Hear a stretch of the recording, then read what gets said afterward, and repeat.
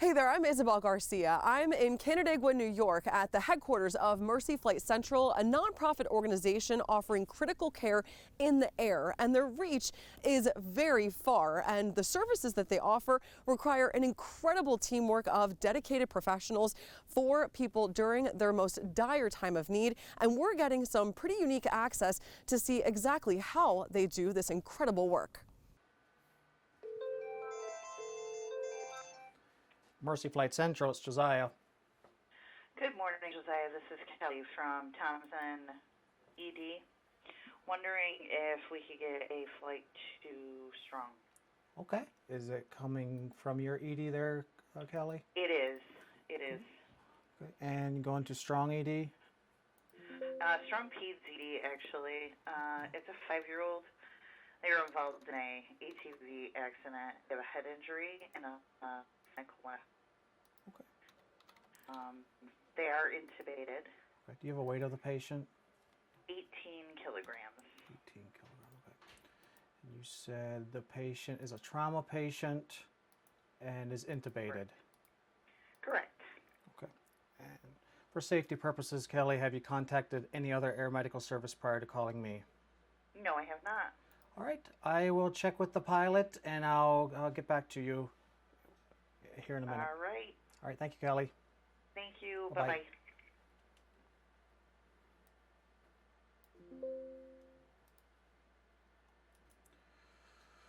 All right.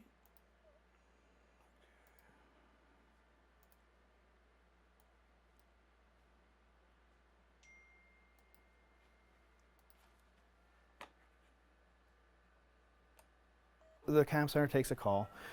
They'll put it out on an overhead page. Central 1, interfacility launch, FF Thompson to Strong Memorial Hospital. That is what starts a timeline for me. The first thing I do is look at our weather for the requesting hospital or the scene, and to the receiving hospital, make sure that it's safe to take the mission. I fill out a risk assessment for every mission. As long as our risk assessment is below a certain level and it's safe to do the mission, these guys will already be out here getting ready. Tom's, it's Josiah. Yeah, Central 1 will accept this one. Okay, we'll let the hospital know it's a launch. Okay. Bye. Yep, bye-bye.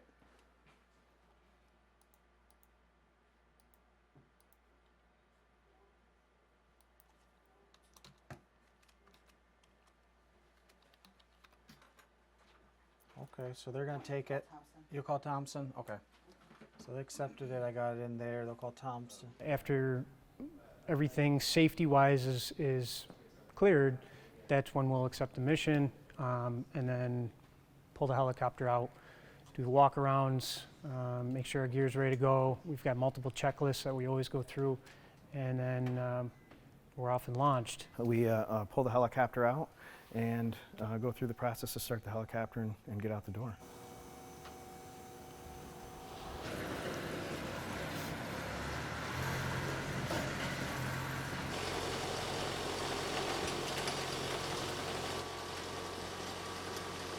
How many transports is any aircraft able to take? And then how does that play into responding to a scene with, like we saw in the 3-year crash, where there's so many, just the volume of those injured? So as far as patients, what the capability of this helicopter is one patient at a time. All right, and there's so many variables that factor into how many we can take. You're referring to the thruway. So if we were to leave here and take an incident that was, say, just outside of Farmington, the Canandaigua-Farmington stretch of the thruway there, that's a really close flight. We would be able to take a patient, immediately go to a trauma center, whether it's Strong or Upstate. As soon as the clinicians are clear and turning a patient over, we can turn around and leave and go pick up another patient.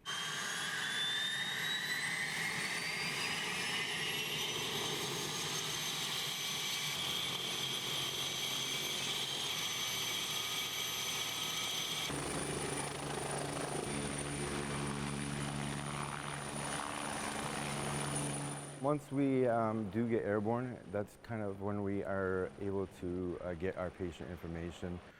They don't really page it out to us or let us know what we are, because that could reflect on us accepting the flight. So safety is number one priority to us. So then we get the page, we get made aware of what we're going into. So as a crew, we may talk about the patient, you know, maybe some steps, what things we may want to look for, treatment plans. We kind of review some meds if we kind of know an idea of what's going on. But sometimes we don't really know what we're walking into, so it very well could be a surprise, but that's why we train every day and go through our protocols and practice, and training is very important to us. So just prepared for any situation. We just don't know. Our roles kind of work together in a way. A nurse has more of experience, maybe from the hospital end of stuff. You know, for the transfers, meds, drips, stuff like that, labs. We do have a lot of EMS background as well, and that's where the critical care paramedic comes into play as well. They have a lot of the pre-hospital experience. I became an EMT at 18. I've worked my way up to being a paramedic. I've also got an RN, work as an ICU nurse, and finally I told my wife, I gotta do this. So, you know, with 3 small kids, decided to go back and do this. I had to get it out of my system. We do a lot of our missions. Probably 60% of our flights are interfacility transports that deal with a myriad of medical problems, from strokes to heart attacks. Especially with a stroke, it's been explained to me that, you know, minutes equal brain cells. So for us to take somebody from Geneva to Strong, it's about a 15-minute flight, as opposed to maybe 45 minutes to an hour, depending on traffic by ground. So that's where we would benefit. We're kind of just a really fast ambulance. If we're going to a hospital or a scene, it kind of changes the dynamics. You know, in the hospital, the nurse kind of runs a little bit more of the show. In a field, the medic kind of takes a little bit more responsibility just because of the comfort zone, but obviously it's a duo. And then it's really kind of getting the information as it comes and treating the patient, which we practice a whole lot of.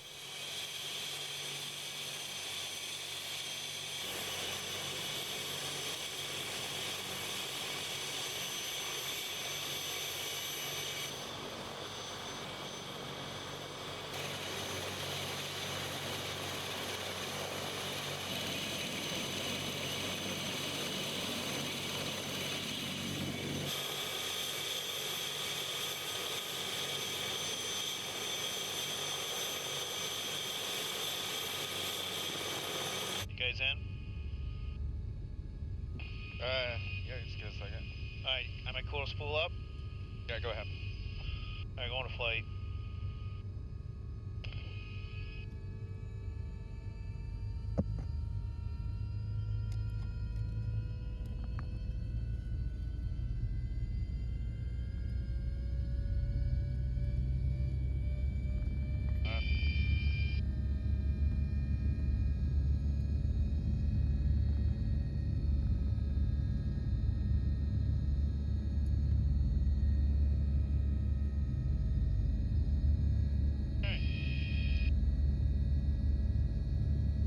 Alright, let me know when you guys are ready. We're ready to do a pre-check. Okay, 4 takeoff checks. Okay, walk around is complete. 5 check complete. Throttle. Full open. Fast. Bolt on, lights out. Doors. Both are all closed, lights out. Passengers are all secure. We have narcotics. Touching. We got blood. Radios. 4 reds and a blue. Sterile cockpit. Okay. Alright, clear up left, right. Coming out.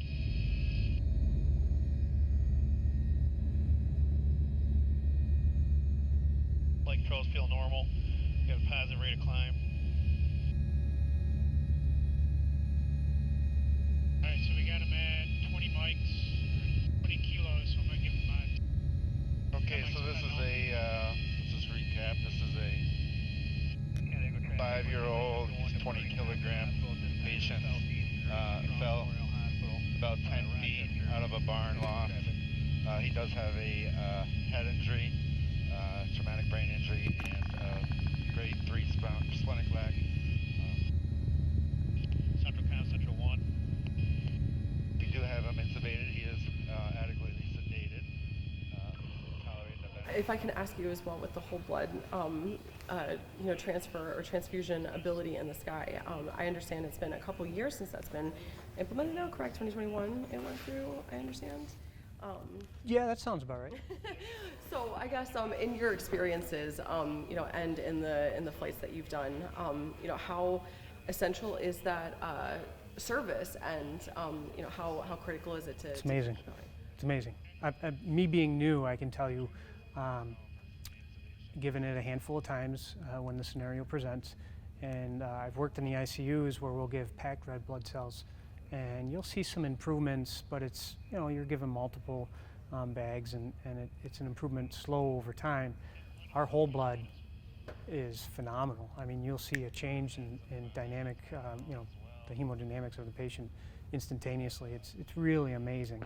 And it's important to know that it all comes from donor funded, and that's the importance of the non-for-profit. Free fluid in his abdomen. Take some lungs. Answer your phone.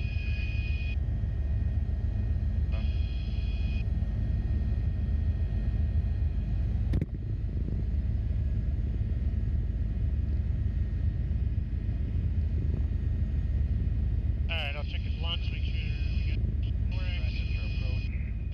Packed red blood cells are, blood is donated, and then packed red blood cells, they centrifuge it down, they separate sort of the plasma, which is more of the liquid portion, and they keep the cells that transports hemoglobin, and that helps to transport the oxygen to the cells that need it.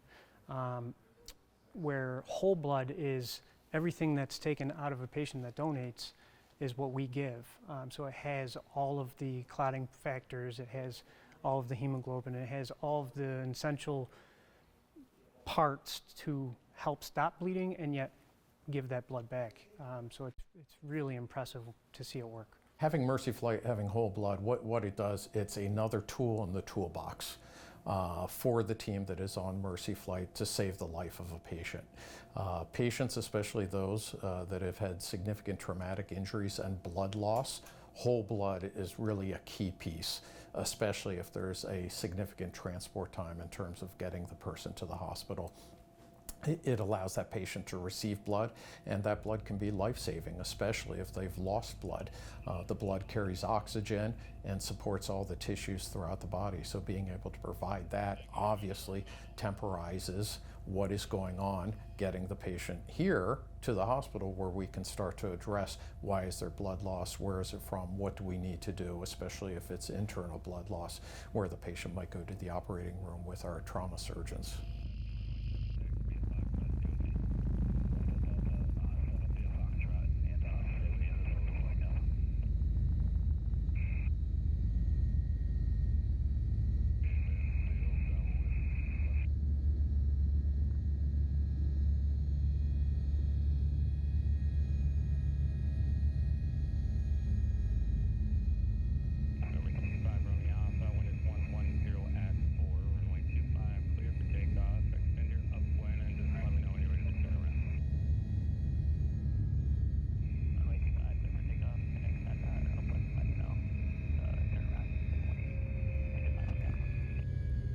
Alright guys, you get out. Alright.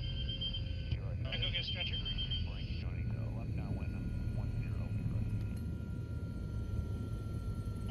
wanna grab her first, Garrett? Yeah.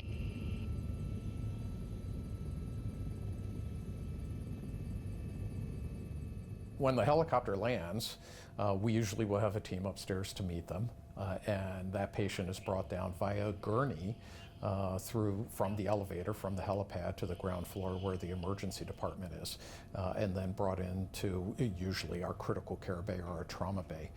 And that is where we usually have another team that is there greeting that patient, taking the handoff from the helicopter from the Mercy Flight team to the team that's there at the bedside. So it's really, really connected. Once they land, usually we're there. A team is upstairs on the helipad with them, getting some information, helping, getting the patient downstairs to the emergency bed.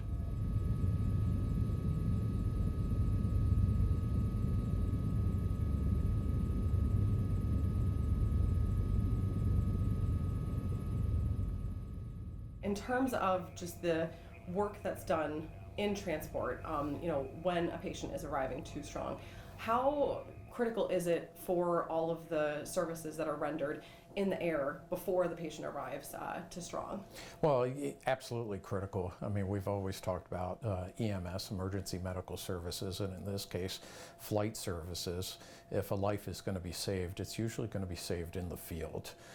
That is through their efforts, be it cardiac patients, trauma patients, or what have you. And for those patients that are coming by air, they're coming from some distance oftentimes, and those measures that they pursue in the air and en route are vital at saving lives.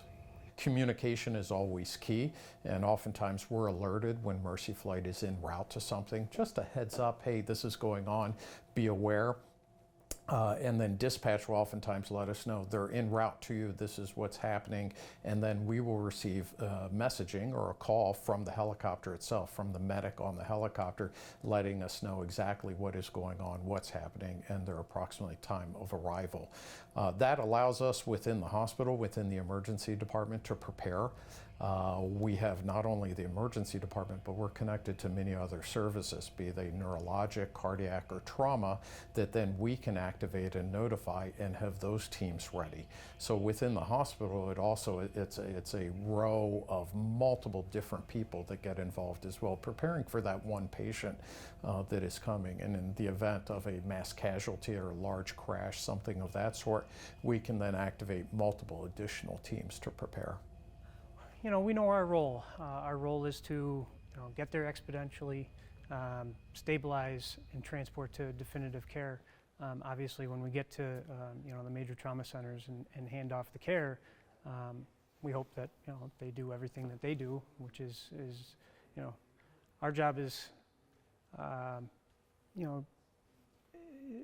dangerous but necessary, and the real struggles is that long-term recovery that has to happen at those facilities. And sometimes we'll get a passing in the hallway when we see a nurse or something that we know, and we'll get, hey, so-and-so's doing great.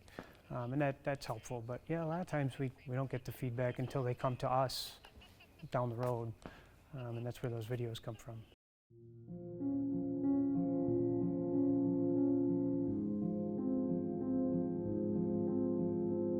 So it was June 8th. It was a Saturday. It began like any other day, except in a single moment, it became the worst day of our entire lives.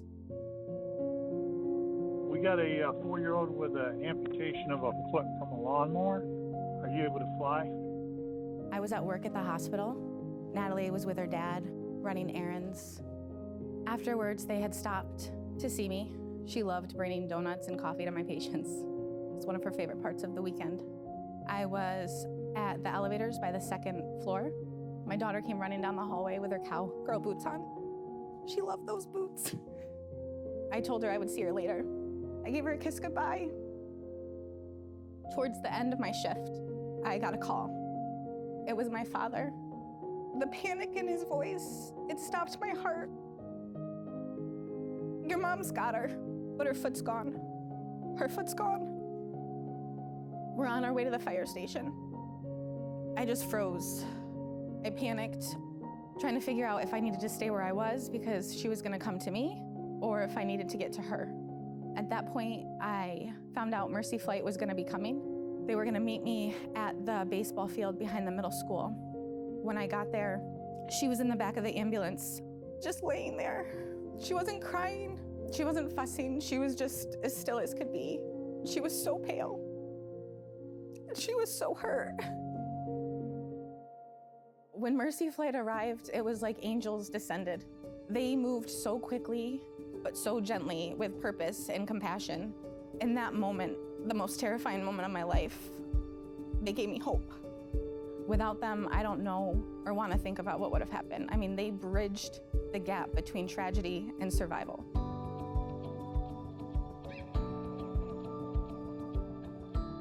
At the beginning of the call, I have no idea who it is.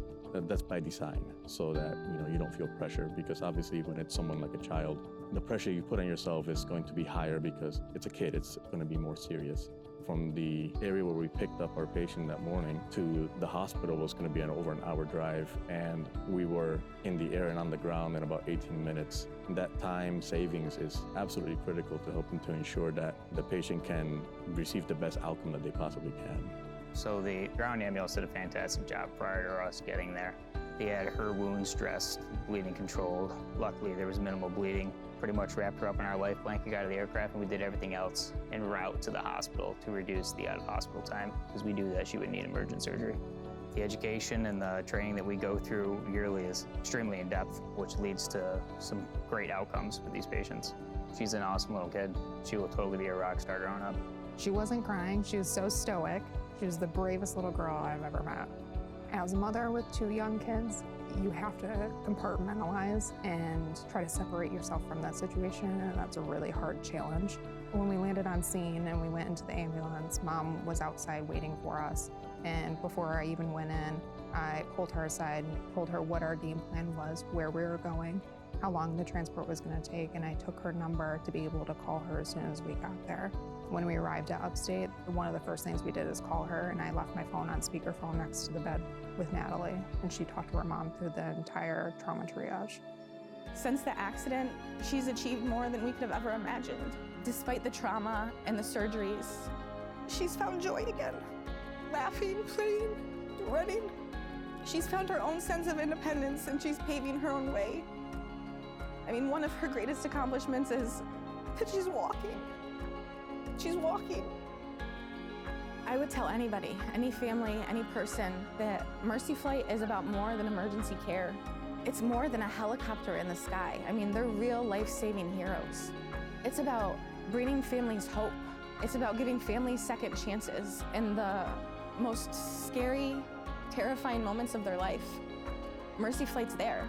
I mean, they saved our daughter. That kind of impact is immeasurable. We'll forever be grateful. When our world shattered and everything felt like it was falling apart, you showed up with so much calm, care, and compassion. You treated Natalie not just like a patient, but like she was your own. We'll forever be grateful. So thank you for doing what you do every single day with so much heart. You're able to help the person that's probably one of their worst days of their life. If it's a medical event, or a STEMI, or a stroke, or even a trauma patient, or a pediatric patient, just being able to help them in their needs. It could be life or death, and just being able to be there for them is very important. Growing up in healthcare, I was always looking at Mercy Flight as the best in the area, and I always wanted to be with the best, so that's why I'm here. And it's great to know that it's a community-based agency that covers most of Central New York. So it's nice to be a part of the community, and it's nice to serve the people that you live with. When I'm flying out of a base where I live near home, I'm flying to go help someone from the community, it's a great feeling. All right, sneak and hover, power in.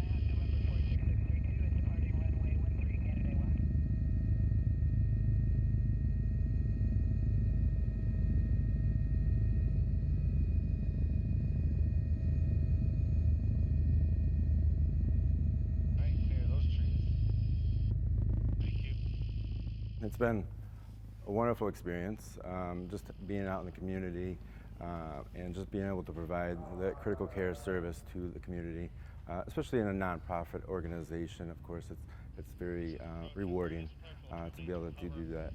Then we'll do a left pedal turn here and go to the Dali.